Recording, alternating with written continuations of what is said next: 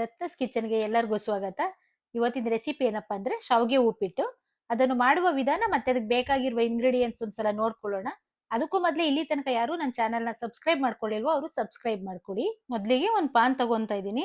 ಯಾಕೆ ಅಂದ್ರೆ ಶಾವಿಗೆನ ಸ್ವಲ್ಪ ಬಿಸಿನೀರಲ್ಲಿ ಕುದಿಸ್ಕೊಂಡು ನೆನೆ ಹಾಕೊಬೇಕು. ತಣ್ಣೀರ್ಗೆ ಹಾಕಿದ್ರೆ ಅದು ಮುದ್ದೆ ತರ ಬರುತ್ತೆ ಅಂತ ಅನ್ಬಿಟ್ಟು ನಾನು ಸ್ವಲ್ಪ ನೀರ್ ಚೆನ್ನಾಗಿ ಕುದಿಸ್ಕೊಂತಾ ಇದ್ದೀನಿ. ನೋಡಿ, ನೀರ್ ಚೆನ್ನಾಗಿ ಕುದಿ ಬಂದಿದೆ. ಇದಕ್ಕೆ ನಾನು ಶಾವಿಗೆ ಹಾಕೊಂತ ಇದ್ದೀನಿ. ಶಾವಿಗೆ ಹಾಕೊಂಡ್ಮೇಲೆ ಕೈ ಬಿಡದೆ ಇರೋ ತರ ಸ್ವಲ್ಪ ಎಣ್ಣೆ ಹಾಕಿ ಒಂದ್ 5ರಿಂದ 10 ನಿಮಿಷ ನೋಡ್ಕೊಂತಾ ಇರ್ಬೇಕು. ಮಿಕ್ಸ್ ಮಾಡ್ಕೊಂಡು ಅದನ್ನ ನೋಡ್ತಾ ಇರ್ಬೇಕು. ನೋಡಿ, ಈಗ ಎಣ್ಣೆ ಹಾಕೊಂಡಿದ್ದೀನಿ. ಕೈ ಬಿಡ್ದೇನೆ ಮಿಕ್ಸ್ ಮಾಡ್ತಾ ಇದ್ದೀನಿ. ಅಂದ್ರೆ ಮೀಡಿಯಂ ಫ್ಲೇಮ್ ಅಲ್ಲಿ ಇಟ್ಕೊಂಡು ಮಾಡ್ಕೊಬೇಕು. ಹೈ ಫ್ಲೇಮ್ ಇಕ್ಕಿದ್ರೆ ಅದು ಗಟ್ಟಿ ಮುದ್ದೆ ತರ ಆಗ್ಬಿಡುತ್ತೆ, ಹಾಲ್ಕೀರ್ ತರ. ನೋಡಿ, ಈ ತರ ಕೈ ಬಿಡ್ದೇನೆ ನೀಟಾಗಿ ಮಿಕ್ಸ್ ಮಾಡ್ಕೊಬೇಕು. ಅಂದ್ರೆ ನೀರ್ ಸ್ವಲ್ಪ ಜಾಸ್ತಿನೇ ಹಾಕೋಬೇಕು. ನೀರ್ ಕಡಿಮೆ ಹಾಕೊಂಡ್ರೆ ಗಟ್ಟಿ ಗಟ್ಟಿ ಆಗ್ಬಿಡುತ್ತೆ. ನೋಡಿ, ನೀರ್ ಇಷ್ಟೆಲ್ಲ ನೀಟಾಗಿ ಮಿಕ್ಸ್ ಮಾಡ್ಕೊಂಡು ನೋಡ್ಕೊಬೇಕು. ಅದು ಅವಾಗ ಅವಾಗ ಸ್ವಲ್ಪ ಟೇಸ್ಟ್ ಮಾಡ್ಕೊಂತ ಇರ್ಬೇಕು. ನೋಡಿ, ಉದ್ರು ಉದ್ರು ತರ ಬರ್ತಿದೆ. ನೋಡಿ, ಇಷ್ಟು ಬಂದ್ರೆ ಸಾಕು. ಒಂದ್ಸಲ ನೋಡಿ ಚೆಕ್ ಮಾಡ್ಕೊಬೇಕು. ನೋಡಿ, ಈಗ ನೀಟಾಗಿ ಬಂದಿದೆ. ಇವಾಗ ಇದನ್ನ ನಾನು ಮತ್ತೆ ಒಂದ್ ನಿಮಿಷ ಹಾಗೇನೆ ಮಿಕ್ಸ್ ಮಾಡಿ ಒಂದು ಜಾಲರಿ ತಗೊಬೇಕು ಅದು ಸೋಸ್ಕೊಳ್ಳೋಕೆ. ನೋಡಿ, ಈಗ ಸೋಸ್ಕೊಂತ ಇದೀನಿ. ಅಂದ್ರೆ ಬಿಸಿ ಎಲ್ಲ ಹೋಗೋ ಹಾಗೆ ಇದ್ರ ಮೇಲೆ ತಣ್ಣೀರ್ ಹಾಕೋಬೇಕು. ಬಿಸಿ ಇದ್ರೆ ಹಂಗೆ ಬಿಟ್ರೆ ಒಗ್ಗರಣೆ ಆಗೋ ತನಕನೂ ಎಲ್ಲ ಮುದ್ದೆ ಮುದ್ದೆ ತರ ಆಗುತ್ತೆ. ಈ ತರ ಎಲ್ಲ ಸಪರೇಟ್ ಮಾಡಿ ಅದಕ್ಕೆ ಸ್ವಲ್ಪ ತಣ್ಣೀರ್ ಹಾಕೊಂಡು ಫುಲ್ ಡ್ರೈ ಆಗ್ಬೇಕು. ಅದ್ರಲ್ಲಿ ನೀರಿನಂಶನೇ ಇರಬಾರ್ದು, ಯಾವುದೇ ತರ ತೇವಾಂಶ ಇರಬಾರ್ದು. ನೋಡಿ, ಫುಲ್ ತಣ್ಣೀರ್ ಸೇರಿಸ್ಕೊಂತ ಇದೀನಿ. ಅದ್ರಲ್ಲಿ ಹೊಗೆ ಇದೇ ಬರಬಾರ್ದು, ಬಿಸಿ ಇದೇ ಬರಬಾರ್ದು ಹೊಗೆ ತರ. ನೋಡಿ, ಈಗ ಸಪರೇಟ್ ಮಾಡ್ಕೊಂಡು ಇದನ್ನೆಲ್ಲ ನೀಟಾಗಿ ನೀರ್ ಹೋಗೋ ಹಾಗೆ ಮಿಕ್ಸ್ ಮಾಡ್ಕೊಂತ ಇದೀನಿ. ಈ ತರ ಎಲ್ಲ ಮಾಡ್ಕೊಂಡು ಒಂದ್ 5 ನಿಮಿಷ ಸಪರೇಟ್ ಇಟ್ಬಿಟ್ಟು ಮತ್ತೆ ನಾನು ಇದನ್ನ ಒಗ್ಗರಣೆ ಮಾಡ್ಲಿಕ್ಕೆ ಬಾಣ್ಲಿ ತಗೊಂತೀನಿ. ನೋಡಿ, ಈ ತರ ಉದ್ರು ಉದ್ರು ಬಂದಿದೆ. ನೋಡಿ, ಈಗ ಬಾಣ್ಲಿ ತಗೊಂಡು ಇದಕ್ಕೆ ಒಗ್ಗರಣೆಗೆ ಎಣ್ಣೆ ಹಾಕೊಂತ ಇದೀನಿ. ಮತ್ತೆ ಎಣ್ಣೆ ಎಲ್ಲ ನೀಟಾಗಿ ಕಾದ್ಮೇಲೆ 1 ಸ್ಪೂನ್ ಸಾಸಿವೆ ಹಾಕೊಂತ ಇದೀನಿ. ಮತ್ತೆ ಜೀರಿಗೆ, ಒಗ್ಗರಣೆಗೆ ಜೀರಿಗೆ ಉಪ್ಪಿಟ್ಟಿಗೆ ಹಾಕ್ತಿವಲ್ಲ ಸೇಮ್ ಅದೇ ತರ. ಮತ್ತೆ ಕಡಲೆ ಬೀಜ ಒಂದು 4 ಸ್ಪೂನು, ಸ್ವಲ್ಪ ಉದ್ದಿನ ಬೇಳೆ ಎಲ್ಲ ಹಾಕೊಂಡು ನೀಟಾಗಿ ಸ್ವಲ್ಪ ಕಲರ್ ಚೇಂಜ್ ಆಗೋ ತನಕ ಮಿಕ್ಸ್ ಮಾಡ್ಕೊಬೇಕು. ನೋಡಿ, ಎಲ್ಲ ಈ ತರ ಮಿಕ್ಸ್ ಮಾಡ್ಕೊಂಡು ನಾನು ಹಸಿ ಅವರೆಕಾಳಿತ್ತು ಅದನ್ನು ಹಾಕೊಂಡಿದ್ದೀನಿ. ಇದಕ್ಕೆ ಬೇಕಾದ್ರೆ ಹಸಿ ಬಟಾಣಿನೂ ಹಾಕೋಬಹುದು, ತುಂಬಾ ಚೆನ್ನಾಗಿರುತ್ತೆ. ಅದಕ್ಕೆ ನಾನು ಒಂದು 10 ಹಸಿಮೆಣಸಿನಕಾಯಿ ಹಾಕೊಂಡಿದ್ದೀನಿ.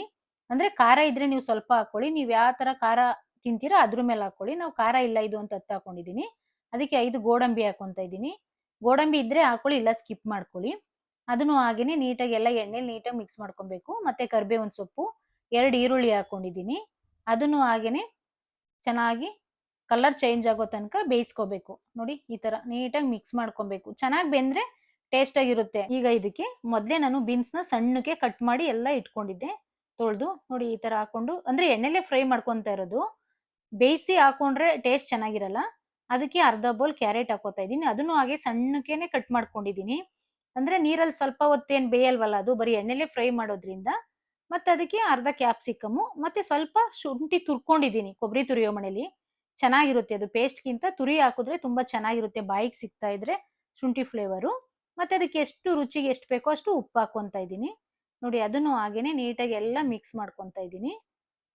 ಚೆನ್ನಾಗಿ ಬೇಯಬೇಕು ಅದು ಸ್ವಲ್ಪ. ಯಾಕೆ ಅಂದ್ರೆ ಡೈರೆಕ್ಟ್ ಆಗಿ ಹಾಕಿರೋದ್ರಿಂದ ಕ್ಯಾರೆಟು ಮತ್ತೆ ಬೀನ್ಸ್ ಎಲ್ಲ ಎಣ್ಣೆಲಿ ಸ್ವಲ್ಪ ನೀಟಾಗಿ ಫ್ರೈ ಮಾಡ್ಕೊಬೇಕು. ನೋಡಿ, ಈ ತರ ಎಲ್ಲ ನೀಟಾಗಿ ಫ್ರೈ ಮಾಡ್ಕೊಂಡು ಇದಕ್ಕೆ ನಾನು ಮೊದ್ಲೇನೆ ಸಣ್ಣದಾಗಿ ತೊಳೆದು ಕಟ್ ಮಾಡಿ ಇಟ್ಕೊಂಡಿದ್ದೆ ಸಬ್ಬಕ್ಕಿ ಸೊಪ್ಪು. ಅದನ್ನು ಈ ತರ ಮಿಕ್ಸ್ ಮಾಡ್ಕೊಬೇಕು. ಸಬ್ಬಕ್ಕಿ ಸೊಪ್ಪು ಉಪ್ಪಿಟ್ಟಿಗೆ ತುಂಬಾ ಟೇಸ್ಟ್ ಕೊಡುತ್ತೆ. ನಾರ್ಮಲ್ ಉಪ್ಪಿಟ್ಟು ಮಾಡ್ತೀವಲ್ಲ ರವೆ ಉಪ್ಪಿಟ್ಟು, ಅದಕ್ಕಾದ್ರೂ ಅಷ್ಟೇನೆ. ಮತ್ತೆ ಅದಕ್ಕೆ ಒಂದು 1/4 ಸ್ಪೂನ್ ಅರಿಶಿನ ಪುಡಿ ಸೇರಿಸ್ಕೊಂಡು ಮಿಕ್ಸ್ ಮಾಡ್ಕೊಂತ ಇದ್ದೀನಿ. ಅರಿಶಿನ ಪುಡಿ ಬೇಕು ಅಂದ್ರೆ ಹಾಕೊಳ್ಳಿ, ಇಲ್ಲ ಅಂದ್ರೆ ಸ್ಕಿಪ್ ಮಾಡ್ಕೊಳ್ಳಿ. ಅಂದ್ರೆ ಟೇಸ್ಟ್ ಚೆನ್ನಾಗಿರುತ್ತೆ ಅಂತ ನಾನು ಅರಿಶಿನ ಪುಡಿ ಹಾಕೊಂಡಿದ್ದೀನಿ. ನೋಡಿ, ಈ ತರ ಎಲ್ಲ ಮಿಕ್ಸ್ ಮಾಡ್ಕೊಂಡು ಸ್ವಲ್ಪ ತೆಂಗಿನಕಾಯಿ ಪುಡಿ ಹಾಕೋಬೇಕು. ಅದನ್ನು ಹಾಗೇನೆ ಎಣ್ಣೆಲಿ ನೀಟಾಗಿ ಫ್ರೈ ಮಾಡ್ಕೊಬೇಕು. ಮೀಡಿಯಂ ಫ್ಲೇಮಲ್ಲೇ ಮಾಡ್ಕೋಬೇಕು ನೀಟಾಗಿ. ನೋಡಿ, ಈ ತರ ಎಲ್ಲ ನೀಟಾಗಿ ಮಾಡ್ಕೊಂಡು ಫಸ್ಟಿಗೆ ಎಲ್ಲ ರೆಡಿ ಮಾಡಿ ಇಟ್ಕೊಂಡಿದ್ನಲ್ಲ ಶಾವ್ಗೆ, ತಣ್ಣೀರ್ ಹಾಕಿ ಫುಲ್ ಎಲ್ಲ ಡ್ರೈ ಆಗಿದೆ. ಅದಕ್ಕೆ ಸ್ವಲ್ಪ ಕಟ್ ಮಾಡಿ ಇಟ್ಕೊಂಡಿರುವಂತ ಕೊತ್ತಂಬರಿ ಸೊಪ್ಪು ಹಾಕೊಂಡು ಮಿಕ್ಸ್ ಮಾಡ್ಕೋಬೇಕು. ಇಲ್ಲ ಅಂದ್ರೆ ತಳ ಹಿಡಿಯುತ್ತೆ. ಇದು ಸ್ವಲ್ಪ ಮೆದು ಇರೋದ್ರಿಂದ ಶಾವ್ಗೆ ತಳ ಹಿಡಿಯುತ್ತೆ. ಅದರಿಂದ ನೀಟಾಗಿ ಸ್ವಲ್ಪ ಬಿಸಿ ಆಗೋ ತನಕ ಮೀಡಿಯಂ ಫ್ಲೇಮಲ್ಲೇ ಹಾಕೊಂಡು ಬಿಸಿ ಮಾಡ್ಕೊಬೇಕು.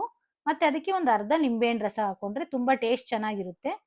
ನೋಡಿ, ಈ ತರ ನಿಧಾನಕ್ಕೆ ಮಿಕ್ಸ್ ಮಾಡ್ಕೊಬೇಕು. ಎಷ್ಟ್ ಚೆನ್ನಾಗಿರುತ್ತೆ ಗೊತ್ತಾ? ಮಕ್ಳಿಗೆ ಅಂದ್ರೆ ಮಾಮೂಲಿ ಉಪ್ಪಿಟ್ಟು ಮಾಡ್ತೀವಿ ಅಂದ್ರೆ ಅಯ್ಯೋ ಯಾರ್ ತಿಂತಾರೆ ಅಂತಾರೆ. ಈ ತರ ಮಾಡ್ಕೊಡಿ, ತುಂಬಾ ಚೆನ್ನಾಗಿರುತ್ತೆ ಟೇಸ್ಟ್ ಆಗಿ. ದೊಡ್ಡವ್ರಿಗೆ ಸಣ್ಣವ್ರಿಗೆಲ್ಲ ತುಂಬಾ ಇಷ್ಟ ಆಗುತ್ತೆ. ನೋಡಿ, ಅದು ಗಂಟೆಲ್ಲ ಹೋಗ್ಬೇಕು, ಇಲ್ಲ ಅಂದ್ರೆ ಅದು ಚೆನ್ನಾಗಿರಲ್ಲ. ಒಂದ್ ಕಡೆ ಎಲ್ಲ ವೈಟ್ ಇರುತ್ತೆ, ಒಂದ್ ಕಡೆ ಯೆಲ್ಲೋ ಇರುತ್ತೆ. ಅದನ್ನ ಇವಾಗ ಬಿಸಿ ಬಿಸಿಲೇ ತಿನ್ಕೋಬೇಕು. ಆರಿದ್ಮೇಲೆ ಸ್ವಲ್ಪ ಟೇಸ್ಟ್ ಕಡಿಮೆ ಇರುತ್ತೆ.